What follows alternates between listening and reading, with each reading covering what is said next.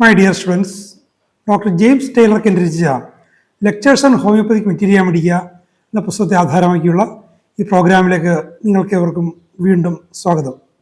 ഈ പരമ്പരയുടെ 295-ാമത്തെ എപ്പിസോഡാണിത്. ഈ എപ്പിസോഡിൽ നമ്മൾ നൈട്രിക് ആസിഡ് എന്ന സുപ്രധാനമായ ഔഷധത്തെക്കുറിച്ചുള്ള അധ്യായമാണ് ആരംഭിക്കുന്നത്.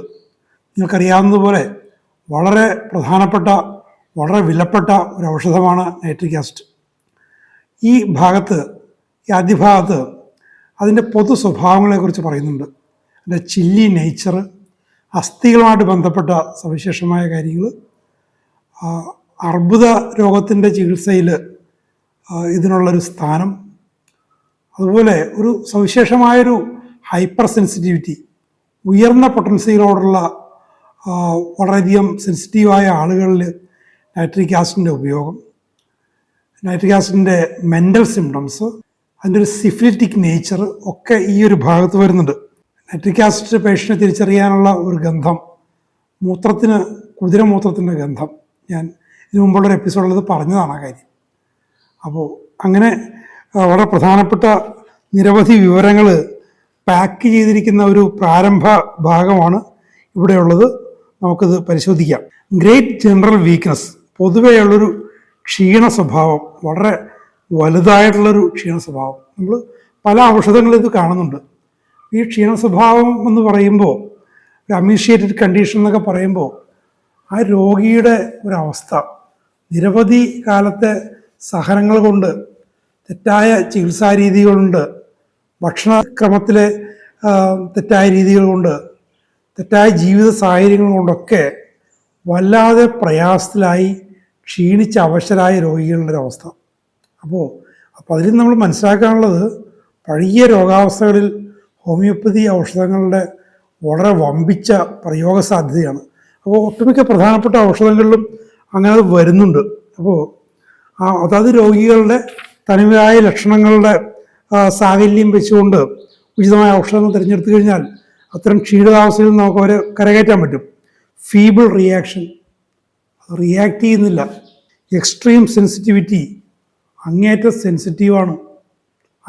സെൻസിറ്റീവാണ് എങ്കിൽ പോലും റിയാക്ഷൻസ് വളരെ ദുർബലമാണ്. അതൊരു വൈരുദ്ധ്യമാണ് വാസ്തവത്തിൽ. അപ്പം അങ്ങനത്തെ ഒരു വൈരുദ്ധ്യം വളരെ ചുരുക്കമായി മാത്രമേ കാണാറുള്ളൂ. നൈട്രിക് ആസിഡ് കാണിക്കുന്നുണ്ട്. ആ നെർവസ് ട്രംബ്ലിങ്, ആ നാഡീ സംബന്ധമായ പ്രശ്നങ്ങൾ കൊണ്ടുള്ള ആ ഒരു വിറയൽ, ആട്ടമൊക്കെ നമ്മൾ കണ്ടിട്ടുള്ളതാണ്. R marked features in this remedy. ഈ ഒരു നൈട്രിക് ആസിഡ് പേഷ്യൻറ്റിനെ കണ്ട് മനസ്സിലാക്കാനുള്ള പ്രധാനപ്പെട്ട കാര്യങ്ങളാണ്.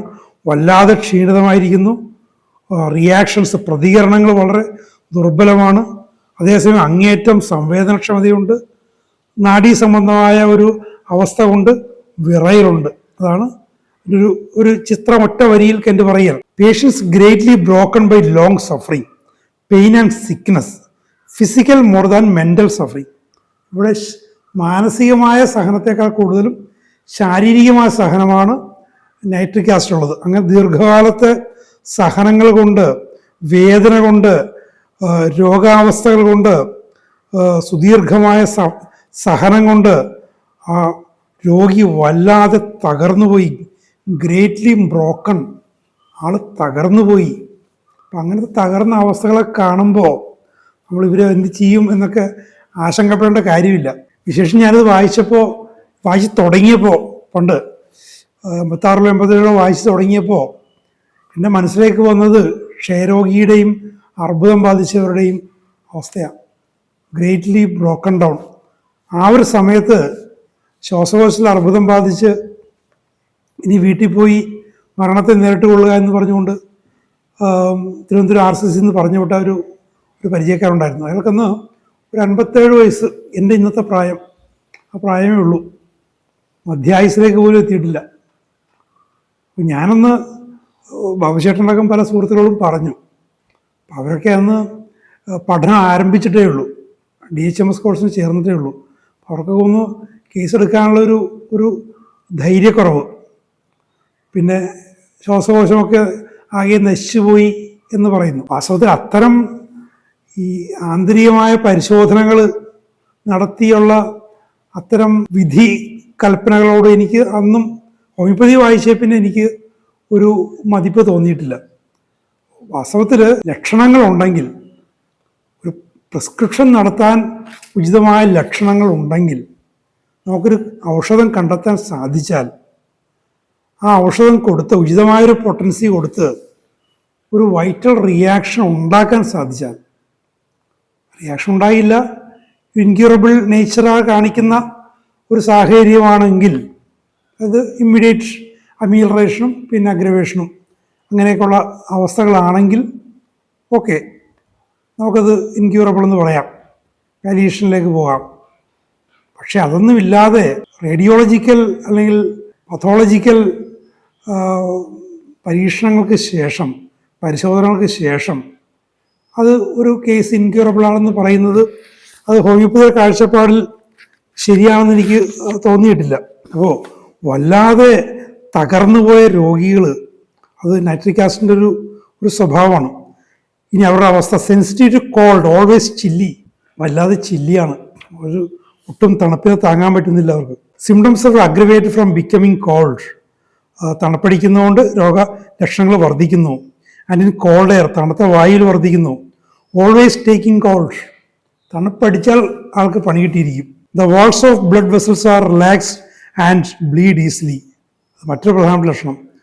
രക്തക്കൊഴലുകളുടെ ഭിത്തികൾ തളർന്നിട്ട് അതിൽ നിന്നും രക്തവാർച്ച വളരെ എളുപ്പത്തിലുണ്ടാകുന്നു. പ്രൊഫ്യൂസ് ഡാർക്ക് ബ്ലഡ്, ഇരുണ്ട നിറത്തിലുള്ള രക്തം അമിതമായി വരുന്നു. Pains as a flesh were torn from the bones, ആ വേദനയുടെ സ്വഭാവം അസ്ഥികളിൽ നിന്ന് മാംസം ചീന്തിയെടുത്താലുണ്ടാകുന്ന വേദന, അത് നമുക്ക് സങ്കല്പാതീതമായ വേദനയാണ്. അസ്ഥികളിൽ നിന്നും മാംസം ചീന്തിയെടുക്കുക, അത് പറഞ്ഞറിയിക്കാനോ ആർക്കെങ്കിലും അനുഭവത്തിൽ നിന്നും എല്ലാവർക്കും വിവരിക്കാനോ ഒന്നും പറ്റുമെന്ന് എനിക്ക് തോന്നുന്നില്ല. And a sensation as though a splinter felt in inflamed parts, in ulcers and in nerves. അപ്പോൾ നീർവീക്കം ഉണ്ടായ ഭാഗങ്ങളിൽ, വ്രണങ്ങളിൽ, നാഡികളിലൊക്കെ ഒരു മരക്കഷ്ണം കയറിയിരുന്നാലുള്ള പോലുള്ള ഒരു തോന്നൽ നമ്മൾ പല ഔഷധങ്ങളിൽ കണ്ടിട്ടുണ്ട്. ഒരു മരക്കഷ്ണം കയറിയിരുന്നാൽ എങ്ങനെ ഉണ്ടാവും, അങ്ങനത്തെ ഒരു തോന്നൽ. ഇൻഫ്ലമേഷൻ ഓഫ് ദ പെരിയോസ്റ്റിയം, അസ്ഥികളുടെ ആവരണത്തിൽ വീക്കം. ഇൻ ബോൺ, അസ്ഥികളിൽ വീക്കം. ആൻഡ് ഇൻ ദ നെർവ്സ്, നാഡികളിൽ. പെരിയോസ്റ്റിയത്തിൽ, അസ്ഥികളുടെ ആവരണത്തിൽ, അസ്ഥികളിൽ തന്നെ നാഡികളിലൊക്കെ വീക്കം വരുന്നു. സിഫിലിറ്റിക് ബോൺ പെയിൻസ്, അസ്ഥികളുടെ സിഫിലിറ്റിക് നേച്ചറിലുള്ള അസ്ഥികളുടെ വേദന. Caries of bone and exostosis, അസ്ഥികളിൽ ദ്രവിച്ചു പോകൽ, കേടായി പോകൽ, അതിൽ അസാധാരണമായ വളർച്ച. The margins of orifices bleed and grow warts, ദ്വാരങ്ങളുടെ, ശരീരത്തിൽ നിന്നുള്ള നിർഗമന ദ്വാരങ്ങളുടെ വക്കില് രക്തവാർച്ച ഉണ്ടാകുന്നു, അവിടെ അരിമ്പാറകൾ വളരുന്നു. All scars become painful in cold weather and when weather changes to cold. തണുപ്പാണ് പ്രശ്നം. തണുപ്പ് കാലാവസ്ഥയിൽ പഴകിയ വടുക്കൾ, വ്രണങ്ങളിലുണ്ടായ വടുക്കൾ, അവിടെ വേദന ഉണ്ടാകുന്നു. കാലാവസ്ഥ തണുപ്പിലേക്ക് മാറുമ്പോൾ ഈ പ്രശ്നം ഉണ്ടാകുന്നു.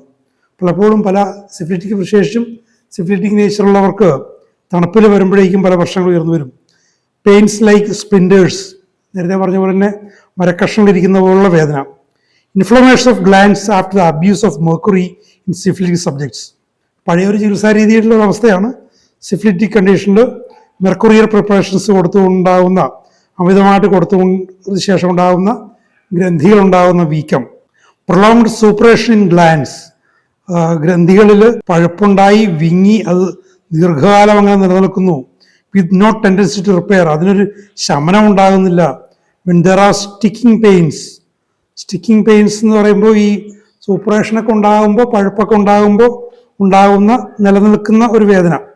The discharges are thin, bloody, offensive and excoriating, sometimes a dirty yellowish green.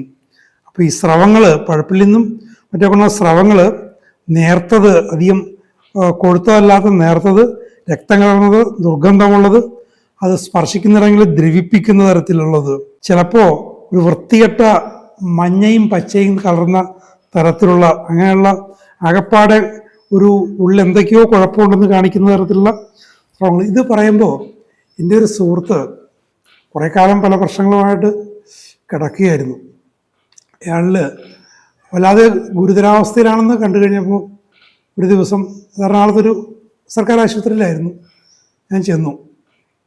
എന്നിട്ടിപ്പോൾ ആൾ വല്ലാതെ വേദനയേക്കാൾ ഉപരി മാനസിക സംഘർഷങ്ങളാണ്.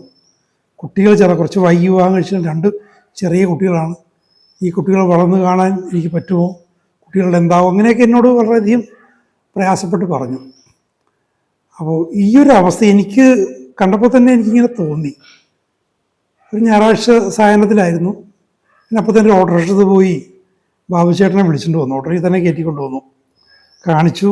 അപ്പോൾ അദ്ദേഹത്തിൻ്റെ ഭാര്യയുടെ അമ്മയും മറ്റുമൊക്കെ ഉണ്ടായിരുന്നു.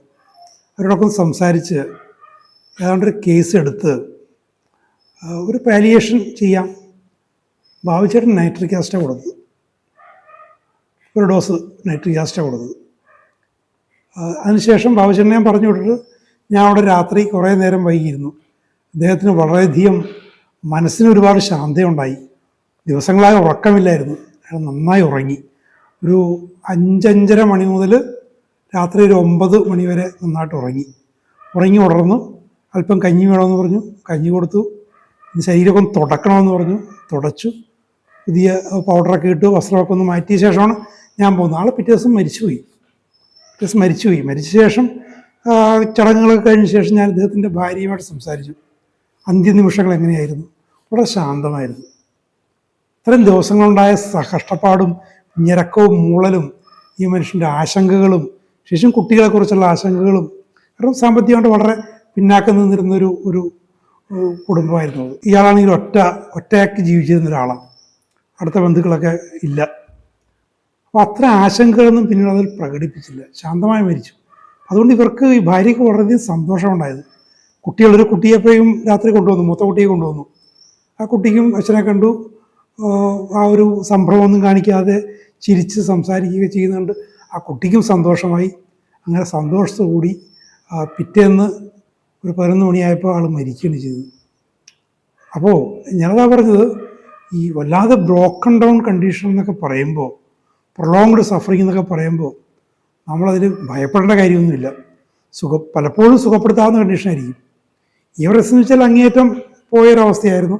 ആന്തരിക അവയവങ്ങളൊക്കെ ആകെ പ്രവർത്തനരഹിതമായിക്കൊണ്ടിരുന്ന അവസ്ഥയായിരുന്നു. അപ്പം ഞാനത് പെട്ടെന്ന് ശ്രദ്ധിച്ചത്, ഇതെനിക്ക് ഓർമ്മ വന്നു. ഒരു വൃത്തികെട്ട പച്ചയും മഞ്ഞയും കലർന്ന സ്രവം, പഴകിയ വ്രണങ്ങൾ, പഴകിയ ഹീലിയാത്ത വ്രണങ്ങൾ. ഇയാളുടെ വയറിലൊരു വ്രണം ഉണ്ടായിരുന്നു. ഒരു 4-5 വർഷം മുമ്പ് ഒരു സർജറി ചെയ്തതാണ്. സർജറി ചെയ്തത് ഞാൻ അറിഞ്ഞില്ല, ഞാൻ നാട്ടിലില്ലായിരുന്നു. സർജറി ചെയ്ത കാര്യം ഞാൻ അറിഞ്ഞിരുന്നില്ല. അങ്ങനെ അറിഞ്ഞിരുന്നെങ്കിൽ ഇദ്ദേഹത്തിന് നേരത്തെ ബാബുചേട്ടനത്തൊക്കെ കൊണ്ടുപോയി ഞാൻ എന്തെങ്കിലും ചികിത്സ മേടിച്ച് കൊടുത്തേന്. അന്നത്തെ സർജറിയുടെ ആ വ്രണത്തിൽ നിന്നുമാണ് ഈ ഒരു പച്ചയും മഞ്ഞയും കലർന്ന ടിപ്പിക്കൽ പറയുന്ന പോലൊരു വ്രണം. ഞാൻ നോക്കി കഴിഞ്ഞപ്പോൾ അവിടെ ഒരു പഞ്ഞി, ഞാൻ അടുത്ത നേഴ്സിംഗ് സ്റ്റേഷനിൽ നിന്ന് നേഴ്സിനോട് ഒരു പഞ്ഞി സ്പിരിറ്റിൽ നോക്കി വാങ്ങിയിട്ട് ഇത് ഞാൻ ഇങ്ങനെ തുടച്ച് നോക്കി. ആ പഴുപ്പ് ഒഴുകിക്കിടക്കുകയാണ് താഴേക്ക്, ഇങ്ങനെ വയറിലൂടെ ഒഴുകിയിരുന്ന ഭാഗത്ത് തുടച്ചപ്പോൾ അവിടെ ഈ എസ്കോറിയേഷൻ്റെ ലക്ഷണങ്ങൾ അവിടെ ഉണ്ട്. പെട്ടെന്ന് എനിക്ക് ഈ ഒരു അവസ്ഥ ഓർമ്മ. ഇയാളുടെ സ്വഭാവമൊക്കെ എനിക്ക് ഏതാണ്ട് 86 മുതൽ പരിചയമുള്ള ഒരാളാണ്, അടുത്ത് പരിചയമുള്ള ഒരാളാണ്. അപ്പോൾ ആൾക്കപ്പോൾ ഹീലിങ്ങിൻ്റെ ഒരു കണ്ടീഷൻ പോയി. പക്ഷേ ഭംഗിയായൊരു പാലിയേഷൻ കൊടുക്കാൻ സാധിച്ചു. Suppuration where there is no tendency to repair, അതായത് റിപ്പയറിങ്ങിന് സാധ്യത കാണാത്ത ഒരു അവസ്ഥ, പഴുത്തിരിക്കുന്നൊരവസ്ഥ. This is often the case when the patient is syphilitic. ഒരു സിഫിലിറ്റിക് നേച്ചറുള്ളപ്പോഴാണ് പലപ്പോഴും ഇത് സംഭവിക്കുന്നത്. And has been surcharge with mercury.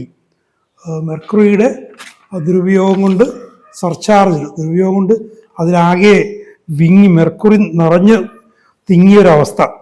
അത്തരം സാഹചര്യങ്ങൾ ഇപ്പം ഇല്ല എങ്കിൽ പോലും ഇത്തരം കണ്ടീഷൻസ് ഉണ്ട്. For suppuration and ulceration in cancerous affections, അർബുദത്തിൻ്റെതായ ബാധകളിൽ ഈ സുഹൃത്തിൻ്റെ കാര്യത്തിൽ അതായിരുന്നു. അയാൾക്ക് അർബുദമായിരുന്നു. ഇതൊക്കെ ശേഷം പിന്നീടാണ് ഈ പഴയ സർജറിക്ക് ശേഷം ബയോപ്സി നടത്തിയപ്പോൾ അർബുദമാണെന്ന് കണ്ടെത്തിയെന്നും അപ്പോൾ ചികിത്സിക്കാൻ നിവൃത്തിയില്ലായിരുന്നുകൊണ്ട് അതൊന്നും കാര്യമായിട്ടൊന്നും ചെയ്തില്ല. With bloody watery offensive discharges, രക്തം കലർന്നത്, വെള്ളം പോലുള്ളത്, ദുർഗന്ധമുള്ള ഡിസ്ചാർജസ് ആൻഡ് സ്റ്റിക്കിംഗ് പെയിൻസ്, ഇതേപോലെ നീണ്ടു നിൽക്കുന്ന കുത്തുകയും വെട്ടുകയും ചെയ്യുന്ന പോലെയൊക്കെയുള്ള തരം വേദനകൾ. It has often been observe that the patient requiring nitric acid is more subject to a diarrhoea than constipation. ഈ ആളുകൾക്ക് ഈ നൈട്രിക് ആസിഡ് പേഷ്യൻറ്റിന് മലബന്ധത്തെക്കാൾ ഉപരി വയറിളക്കമാണ്. ഞാൻ ഈ പറഞ്ഞ സുഹൃത്തിൻ്റെ കാര്യത്തിൽ അങ്ങനെയായിരുന്നു. പലപ്പോഴും ഞാൻ കണ്ടിട്ടുണ്ട്. ഞാൻ ആദ്യമായിട്ട് ഇടപെട്ട ഒരു ക്യാൻസർ കേസിൽ 86 ഞാൻ വായിച്ച് തുടങ്ങിയ സമയത്ത് ഒരു ചെറുപ്പക്കാരൻ്റെ, എന്നെക്കാൾ അല്പം മൂപ്പുണ്ടായിരുന്ന ഒരാളുടെ വല്ലാത്ത കോൺസ്റ്റിപ്പേഷൻ ആയിരുന്നു. അന്ന് എറണാകുളത്ത് പ്രാക്ടീസ് ചെയ്തിരുന്ന വളരെ പ്രസിദ്ധരായ ഒരു ഹോമിയോപ്പതി ഡോക്ടർ ദമ്പതികളെ ഞാൻ കൊണ്ടുവന്നിട്ട് അവരുടെ ചികിത്സയിൽ ആളുടെ ആ കോൺസ്റ്റിപ്പേഷൻ മാറിപ്പോയി. പലരിലും ഈ പ്രത്യേകിച്ചും വയറിൽ ഉണ്ടാകുന്ന ഈ പ്രശ്നങ്ങളിൽ മലബന്ധമാണ് പൊതുവെ കണ്ടിട്ടുള്ളത്. പക്ഷേ ഞാൻ ഈ പറഞ്ഞ സുഹൃത്തിൻ്റെ കാര്യത്തിൽ ഡയറിയ ആണ് ഉണ്ടായിരുന്നത്. വയറ്റിൽ നിന്ന് അറിയാതെ പോവും. അത് അവരുടെ പരിചരിക്കുന്നവർ അത് ഇടക്കിടക്ക് മാറ്റുകയാണ് ചെയ്തുകൊണ്ടിരുന്നത്. It has cured many complaints in patients who are never so comfortable as when riding in a carriage.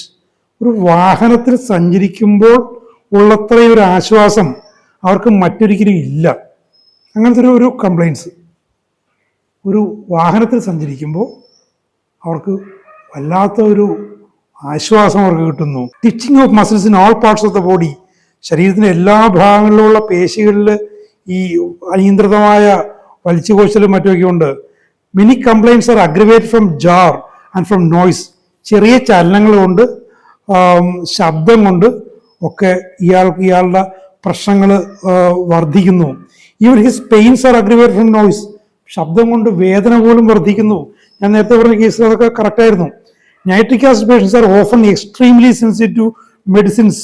മറ്റൊരു കാര്യം, ഔഷധങ്ങളോട് വല്ലാതെ സംവേദനക്ഷമത, ഔഷധങ്ങളോടുള്ള സംവേദനക്ഷമത, എസ്പെഷ്യലി ഹൈ പൊട്ടൻസീസ്. ഹോമിയോപ്പതിയുടെ ഉയർന്ന പൊട്ടൻസികളോട് വല്ലാത്ത സംവേദനക്ഷമത. അത് നൈട്രിക് ആസിഡിൻ്റെ അടിവരയിട്ട് പറയേണ്ട ഒരു കേസാണ്. Indeed they prove every remedy given to high. അതിൽ നിന്ന് മനസ്സിലാക്കാവുന്ന ഒരു കാര്യമാണ്, ഏത് ഔഷധവും ഒരുവിധം ഉയർന്ന പൊട്ടൻസി കൊടുത്തു കഴിഞ്ഞാൽ അവരത് പ്രൂവ് ചെയ്യും. ഉയർന്ന പൊട്ടൻസി കൊടുത്തു കഴിഞ്ഞാൽ. അപ്പോൾ ഉയർന്ന പൊട്ടൻസി പ്രൂവ് ചെയ്യാൻ പ്രയാസമുള്ള പല ഔഷധങ്ങളും ഉയർന്ന പൊട്ടൻസി പ്രൂവ് ചെയ്യപ്പെടുന്നില്ല എന്നുള്ള കാര്യം പൊതുവെ അറിയാവുന്നതാണ്. അപ്പോൾ നൈട്രിക് ആസിഡ് പേഷ്യൻ്റ് കിട്ടിക്കഴിഞ്ഞാൽ നമുക്കത് പ്രൂവ് ചെയ്യാം. അപ്പോൾ ബാബുച്ചേട്ടൻ പറയുകയും ചെയ്തു. ബാബുച്ചേട്ടൻ ഒരു ഹൈപ്പർ സെൻസിറ്റീവ് പേഷ്യൻ്റാണ്. ബാബുച്ചേട്ടൻ ഇത് പറഞ്ഞ പോലെ ഞാൻ നേരത്തെ പറഞ്ഞിട്ടുണ്ടെന്ന് തോന്നുന്നു, ഒരിക്കലൊരു ചതവുണ്ടായി ആർണിക്ക കഴിച്ചു. ശരീരവേദന കൊണ്ട് 3 ദിവസം ഒരു മനുഷ്യനെ തൊടാൻ സമ്മതിക്കില്ലായിരുന്നു. ആർണിക്ക 30 പ്രൂവ് ചെയ്തതാണ്. അപ്പോൾ ബാബുച്ചേട്ടൻ പിന്നീട് ഇദ്ദേഹത്തിന് വാർത്ത അറിഞ്ഞപ്പോൾ പറഞ്ഞതാണ്, കുറച്ച് നേരത്തെ ഇദ്ദേഹത്തെ പരിചയപ്പെടാൻ പറ്റിയിരുന്നെങ്കിൽ നമുക്ക് എന്തെങ്കിലുമൊക്കെ ചെയ്യാമായിരുന്നു ഹോമിയോപ്പതിക്ക് വേണ്ടിയത്. Fishers from in many places can the corners of the mouth, above the anus, the skin cracks. അപ്പോൾ പല പ്രദേശങ്ങളിലും ഫിഷേഴ്സ് ഉണ്ടാകുന്നുണ്ട്. കണ്ണിൻ്റെ കടക്കണ്ണിൽ, വായുടെ കടവായിൽ, മലദ്വാരത്തിൻ്റെ മേലയിൽ ഒക്കെ ഫിഷേഴ്സ് ഉണ്ടാകുന്നു. സ്കിൻ ക്രാക്സ്, തൊലി പൊട്ടി പിളരുന്ന പോലെ, വിള്ളൽ ഉണ്ടാകുന്ന പോലെ. And all these have the splinter sensation. ഈ ഭാഗങ്ങളിലൊക്കെ ഫിഷേഴ്സിലും ഈ തൊലി പൊളിഞ്ഞു പോകുന്ന ഭാഗങ്ങളിലൊക്കെ മരക്കമ്പുകൾ കയറിയിരിക്കുന്ന പോലുള്ള തോന്നൽ എല്ലായിടത്തും ഉണ്ട്. നൈട്രിക് ആസിഡിൻ്റെ ഒരു തനിമയുള്ള സ്വഭാവമാണത്. ഈ ഫൈനലി ബിക്കംസ് ഡ്രോപ്സിക്കൽ. അവസാനം ഇയാൾ ചെന്നെത്തുന്നത് വല്ലാതെ ഫീബിളായി ശോഷിച്ചിരിക്കുന്ന ഒരാൾ നീറുകെട്ടി വിങ്ങുന്നു. Especially in the extremities. കൈകാലുകളിൽ നീറുകെട്ടി വിങ്ങുന്നു. കൈകൾ എക്സ്ട്രീമിറ്റീസിൽ. ഞാൻ നേരത്തെ പറഞ്ഞ കേസിലും അത് വളരെ കൃത്യമായിരുന്നു. Offensiveness is a marked condition of this patient. ദുർഗന്ധം, രോഗി അടുത്ത് ചെന്ന് കഴിഞ്ഞാൽ ദുർഗന്ധം ഉണ്ടാകുന്നു. ഓഫൺ പ്യൂട്രിഡ് ഓഡേഴ്സ്, വല്ലാത്ത ദുർഗന്ധം. ഈ പ്യൂട്രിഡ് ഓഡേഴ്സ് എന്ന് വെച്ചാൽ നമ്മൾ ഈ ഹൈഡ്രജൻ സൾഫൈഡിൻ്റെ മണം, അമോണിയയുടെ മണം എന്നൊക്കെ നമ്മൾ പറയില്ലേ, അത്തരം മണങ്ങൾ, പ്യൂട്രിഡ് ഓഡേഴ്സ്, ചീഞ്ഞ് പഴുത്ത ഗന്ധം. ഞാൻ ഇതിനു മുമ്പുള്ള എപ്പിസോഡിൽ പറഞ്ഞൊരു കാര്യം, the urine smells like that of a horse. കുതിരമൂത്രത്തിൻ്റെ മണം. അന്ന് പറഞ്ഞത് കേൾക്കാത്തവർക്ക് ഒന്നുകൂടി പറയാം. ഈ കുതിരമൂത്രത്തിൻ്റെ മണം എന്നുള്ളത് ഞാൻ വായിച്ചു കഴിഞ്ഞപ്പോൾ, അന്ന് ഈ ബാബുചേട്ടനും എൻ്റെ ചില സുഹൃത്തുക്കളൊക്കെ അന്ന് DHMS പഠിക്കുകയാണ്, ചേർന്നിട്ടേ ഉള്ളെന്ന് തോന്നുന്നു. ഞാൻ പ്രീ ഡിഗ്രിക്ക് പഠിച്ചിരുന്ന കൊച്ചിൻ കോളേജിൻ്റെ പരിസരത്ത് 86 ഞാൻ പഠിച്ചിരുന്നത്. അവിടെ കുതിരകളെ കശാപ്പിക്കുമായിരുന്നു. അതിൻ്റെ മാംസം വിൽക്കുന്ന എപ്പോഴും കുതിര കിട്ടിയിരിക്കും. ഞാൻ അവിടെ വീണ്ടും ചെന്നു. 87 മറ്റോ വീണ്ടും ചെന്നു, 87-88 ചെന്നു. അപ്പോൾ അവിടെ പഴയ പോലെ കുതിരകളില്ല.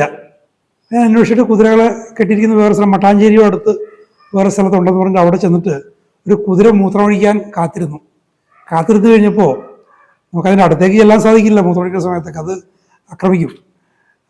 അതിനൊന്ന് പതുക്കി അവിടെ നിന്ന് മാറ്റിയിട്ട് ഒരു ശല്യം ഉണ്ടാക്കി അതിനങ്ങനെ മാറ്റിയിട്ട് കുറച്ച് മണ്ണ്, ആ നനഞ്ഞ മണ്ണ് ശേഖരിച്ച് ഒരു കവറിലാക്കി ഭദ്രമായി കെട്ടി വീണ്ടും ഒന്ന് കവർ ചെയ്തിട്ട് ഞാൻ കൊണ്ടുപോയി. ഞാൻ ചോറ്റാനിക്കര മെഡിക്കൽ കോളേജിൽ കൊണ്ടുപോയിട്ട് അവിടെ ഇടവേള സമയത്ത് ഈ സുഹൃത്തുക്കൾക്ക് അത് കൊടുത്തു. പലരും ആ മണം എന്താണെന്ന് മനസ്സിലാക്കിയിട്ടുണ്ടാവില്ല. ഒഫൻസീവ് ലുക്കോറിയ, വെള്ളപ്പോക്കിനും ഇതേപോലെ ദുർഗന്ധമുണ്ട്. ഒഫൻസീവ് കാറ്റാർ, ഈ ജലദോഷമൊക്കെ വന്നു കഴിയുമ്പോൾ സ്രവങ്ങൾക്കും ദുർഗന്ധമുണ്ട്. നിശ്വാസ വായുവിന് പോലും, ബ്രീത്തിങ്ങിന് പോലും, നിശ്വസിക്കുന്ന വായുവിന് പോലും ഉണ്ട് ആ ദുർഗന്ധം. ഫെറ്റിഡ് ഫുഡ് സ്വെറ്റ്, കാലില് വിയർപ്പുണ്ടാകുന്നു, അതിനും ദുർഗന്ധമുണ്ട്. Strong odours from the body, ശരീരത്തിൽ നിന്നും രൂക്ഷമായ ഗന്ധങ്ങൾ ഉണ്ടാകുന്നു. രൂക്ഷമായ ഗന്ധങ്ങൾ ശരീരത്തിൽ നിന്ന് പുറപ്പെടുന്നു. Too much weight must not be given to the dark swarthy complexion so often mention as one of most likely to need this remedy. ഈ ഔഷധം നൈട്രിക് ആസിഡ് വളരെയധികം വേണ്ടിവരുമെന്ന് പറയുന്ന ആളുകളുടെ ഒരു ലക്ഷണമായിട്ട് പറയുന്നതാണ് സ്വാർത്തി കോംപ്ലക്ഷൻ എന്ന് വെച്ചാൽ ഇരുണ്ട ശരീരപ്രകൃതി. ഞാൻ ഈ പറഞ്ഞ സുഹൃത്തിന് ഒരു കൃത്യമായിട്ട് ഇരുണ്ട ശരീരപ്രകൃതി കൂടി ആയിരുന്നു. പക്ഷെ കെന്റ് പറയുന്നത് അങ്ങനെയുള്ള ആളുകൾക്ക് ഇത് ഉപകരിക്കും എന്നുള്ള ആ ഒരു നിരീക്ഷണത്തിന് വലിയ വില കൽപ്പിക്കേണ്ട, അല്ലാത്തവരിൽ നൈട്രിക് ആസിഡ് പ്രയോജനപ്പെടാമെന്നാണ് കെന്റിവിടെ പറയുന്നത്. നൈട്രിക് ആസിഡ് വിൽ ക്യൂർ ബ്ലോൺസ്, വെളുത്ത ആളുകളിൽ പെയിൽ യെല്ലോ ആയിട്ടുള്ള ആളുകൾ, ബ്ലോൺസ് എന്ന് പറയുന്നത് കൂടുതലും ബ്ലോണ്ട് എന്ന് പറയുന്നത് ഈ വെളുത്ത മുടിയുള്ള പാശ്ചാത്യ സ്ത്രീകളിൽ സ്വർണ്ണ നിറത്തിലുള്ള മഞ്ഞ നിറത്തിലുള്ള മുടിയുള്ള ആളുകൾ പറയുന്നൊരു പേരാണ്. പൊതുവെ യെല്ലോ കളറുള്ള ആളുകൾ അല്ലെങ്കിൽ ഫെയർ കോംപ്ലക്ഷൻ ആളുകൾ എന്ന് വേണമെങ്കിൽ പറയാം. ആസ് ഓഫൺ ആസ് ബ്രൂണറ്റ്സ്, തവിട്ട് നിറക്കാരിലെന്ന പോലെ വെളുത്ത നിറക്കാരിലും മഞ്ഞ നിറക്കാരിലും ചൈനക്കാരിലും യൂറോപ്യന്മാരിലും ഇന്ത്യക്കാരിലും ആഫ്രിക്കക്കാരിലും ഒക്കെ ഉപകരിക്കും. ബ്രൗൺസിലും ബ്ലാക്സിലും മാത്രമാണെന്ന് കരുതണ്ട. If the symptoms agree, italics കൊടുത്തിരിക്കുകയാണ്, ലക്ഷണങ്ങൾ യോജിക്കുകയാണെങ്കിൽ, നൈട്രിക് ആസിഡ് ലക്ഷണങ്ങൾ യോജിക്കുകയാണെങ്കിൽ ആളുടെ നിറം നോക്കേണ്ട കാര്യമില്ല എന്ന് കെന്റ് പറയുകയാണ്. ഞാൻ ഈ നേരത്തെ പറഞ്ഞ കേസിൽ നിറവും അങ്ങനെ തന്നെയായിരുന്നു, ഡാർക്ക് കോംപ്ലക്ഷൻ ആയിരുന്നു. ഇനി മാനസിക ലക്ഷണങ്ങൾ. പ്രൊസ്ട്രേഷൻ ഓഫ് മൈൻഡ്, മാനസികമായിട്ടാകെ തളർന്നടിഞ്ഞ അവസ്ഥയാണ്. Any effort to reflect on certain things causes the thoughts to vanish. എന്തെങ്കിലുമൊക്കെ കാര്യത്തെക്കുറിച്ച് വിചിന്തനം ചെയ്യാൻ, അതിനെക്കുറിച്ച് ആലോചിക്കാൻ പോയി കഴിഞ്ഞാൽ അയാളുടെ ചിന്തകൾ അപ്പടി മനസ്സിൽ നിന്ന് അപ്രത്യക്ഷമായി മനസ്സ് ശൂന്യമായി പോകും. A general indifference to all matters, എല്ലാത്തിനോടൊരു നിസ്സംഗ മനോഭാവം. ടയേർഡ് ഓഫ് ലൈഫ്, ജീവിച്ച് മടുത്തു, ജീവിച്ച് ക്ഷീണിച്ചു പോയി, അങ്ങനത്തെ ഒരു അവസ്ഥ. ഹാസ് നോ എൻജോയ്മെന്റ് എനിത്തിങ്, ഒന്നിലും ഒരു ആസ്വാദനമില്ല. ജീവിതത്തിൽ എന്തെങ്കിലുമൊക്കെ ഒരു ആസ്വാദനം ഉണ്ടെങ്കിലല്ലേ ജീവിതത്തിൽ പിടിച്ചു നിൽക്കാനും മുന്നോട്ട് പോകാൻ തോന്നുകയുള്ളൂ. ഒന്നിലും ഒരു ആസ്വാദനമില്ല. അഗ്രവേറ്റഡ് ബിഫോർ മെൻസസ്, ആർത്തവത്തിന് മുമ്പുള്ള സാഹചര്യത്തിൽ ഈ ഇത്തരം മെന്റൽ സ്റ്റേറ്റ്സ് വർദ്ധിക്കുന്നു. മെന്റൽ ഡിപ്രഷൻ എവരിത്തിങ്, എന്ത് കാര്യത്തിലും മനസ്സ് ആകെ ശോകമോ വിഷാദഗ്രസ്തമായ മനസ്സാണ് എന്ത് കാര്യത്തിലും. Mental depression in the evening, സായാഹ്നത്തിൽ മനസ്സിൽ വിഷാദം എന്ന് പറയുന്നു. പൊതുവെ സായാഹ്നവും പ്രഭാതവും ഒക്കെ വിഷാദം വർദ്ധിക്കുന്ന ഒരു സാഹചര്യമായിട്ടാണ് പൊതുവെ പറയപ്പെടുന്നത്. ഇവിടെ സായാഹ്നത്തിൽ മനസ്സിന് വിഷാദം. Anxiety about his failing health, തകർന്നുകൊണ്ടിരിക്കുന്ന തൻ്റെ ആരോഗ്യത്തെക്കുറിച്ച് ഉത്കണ്ഠ. വിത്ത് ഫിയർ ഓഫ് ഡെത്ത്, മരണത്തെക്കുറിച്ചുള്ള ഭയം, ഇതൊക്കെ സുഹൃത്തിനുണ്ടായിരുന്നതാണ്. Anxiety after loss of sleep, ഉറക്കമില്ലായ്മയ്ക്ക് ശേഷം വരുന്ന ഉത്കണ്ഠ. വെക്സേഷൻ ആൻഡ് സോറോ, സങ്കടം, മനപ്രയാസം, ഇതൊക്കെ കൊണ്ടുണ്ടാകുന്ന പ്രയാസങ്ങള്, ഉത്കണ്ഠകള്. He's angered over his own mistakes, സ്വന്തം അബദ്ധങ്ങളെക്കുറിച്ച് പറഞ്ഞ് ദേഷ്യപ്പെടുന്നു. സ്വന്തം അബദ്ധങ്ങളെക്കുറിച്ച് പറഞ്ഞ് സങ്കടപ്പെടുകയില്ല, കുറിച്ച് ദേഷ്യപ്പെടുന്നൊരവസ്ഥ. ആങ്കർ വിത്ത് ട്രംബ്ലിങ്, ദേഷ്യപ്പെടുന്ന സമയത്ത് ആളിങ്ങനെ വിറയ്ക്കുന്നു. Obstinate and refuses to be comforted about his misfortune, അയാളുടെ ദൗർഭാഗ്യമായ സംഭവങ്ങൾ അയാളുടെ ജീവിതത്തിൽ ഉണ്ടായിട്ടുണ്ട്. അതിനെയൊക്കെ പറഞ്ഞ് ഒന്ന് സമാശ്വസിപ്പിക്കാൻ നോക്കിയാലോ അയാളതിനെ നിരസിക്കുകയാണ്. വെറുതെ നിരസിക്കില്ല, ആ നിരാശത്തിലാളിങ്ങനെ ഉറച്ചു നിൽക്കുകയും കടുംപിടുത്തം കാണിക്കുകയും ചെയ്യുന്നു. എന്നെ ആശ്വസിപ്പിക്കേണ്ട, ആ ദൗർഭാഗ്യം എൻ്റെ ഉള്ളതാണ്. His weary of life but fears death. അതൊക്കെ ജീവിതം മടുത്തുപോയി, പക്ഷെ മരണത്തെ പേടിയുണ്ട്, അതുകൊണ്ട് പോയി ആത്മഹത്യയില്ല. Excitable and weeps. പെട്ടെന്ന് ഉത്തേജനം ഉണ്ടാകുന്നു, സങ്കടപ്പെട്ട് വിതുമ്പിക്കരയുന്നു. Despair of recovery. ഇനി ഒരു രോഗശമനം, ഒരു രോഗത്തിൽ നിന്ന് കരകയറുകൾ ഉണ്ടാകില്ല എന്ന് പറഞ്ഞ് ആകെ നിരാശപ്പെട്ടിരിക്കുന്നു.